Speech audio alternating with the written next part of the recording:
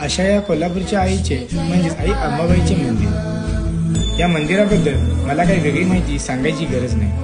हे एक प्राचीन आणि प्रसिद्ध शक्तिपीठ आहे जे महाराष्ट्रातील 3.5 शक्तिपीठापैकी एक मानले जाते। काळ्या दगडात हेमाडपंथी वास्तुशैलीत कोरलेले असे मंदिर आणि त्यावरती देवी देवतांच्या मूर्तीवर सुंदर नक्षीकाम आढळते।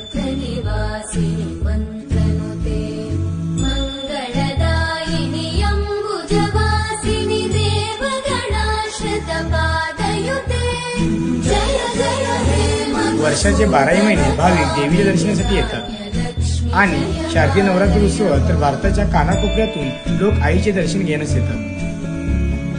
जय वरवर्णिनी वैष्णवी भानवी